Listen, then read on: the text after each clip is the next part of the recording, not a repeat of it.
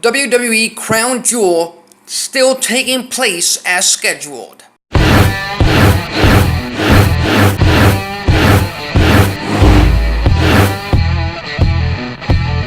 Welcome back to the ACB Wrestling Talk channel, your main source for wrestling news, topics, discussions, previews, all that kind of good stuff. I am your host, Alexis Carrillo, and WWE released today its third quarter of 2018 reports and results, and in that report, they also released a statement involving WWE's Crown Jewel event that was originally to take place on November 2nd in Riyadh, Saudi Arabia.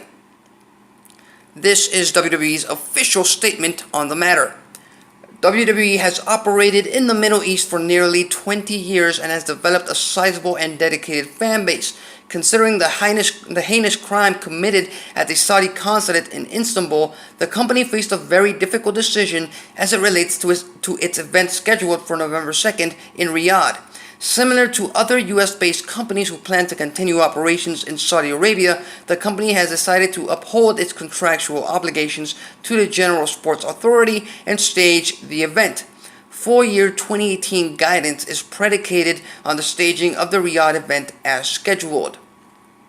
Now, with this statement, WWE confirms that Crown Jewel will take place as scheduled on November 2nd from Riyadh in the Kingdom of Saudi Arabia, to the dismay of many fans on social media and many hardcore wrestling fans who have been pretty much campaigning and, to put it lightly, demanding WWE cancel the event or move it to a different venue.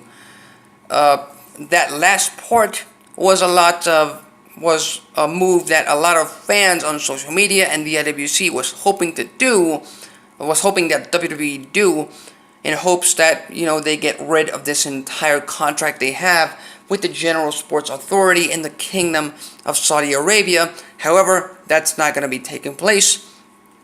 And I really don't fault WWE for taking that stance in this whole situation, because it's a 10-year deal.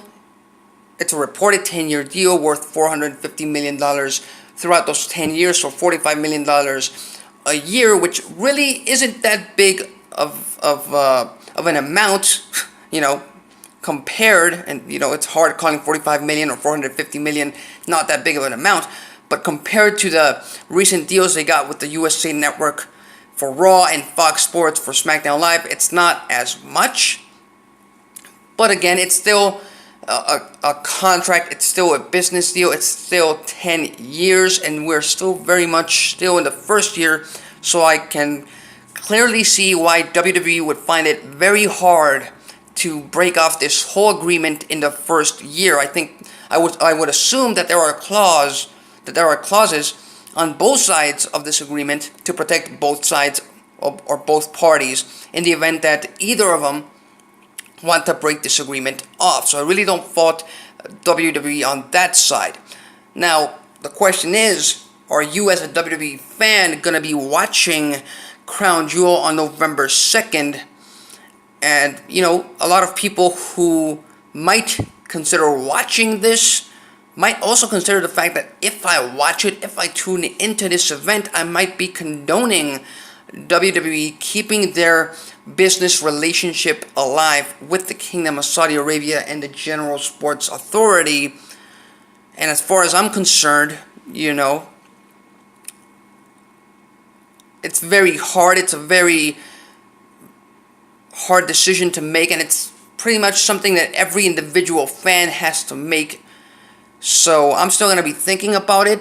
I'm thinking about watching it, thinking about not watching it. It's November 2nd, so we are still a few days away, but this pretty much confirms that it will indeed take place as scheduled. So my question to all of you, will you be watching Crown Jewel on November 2nd, or will you not be watching, thinking that it may condone their business relationship, something that you wanted them to terminate?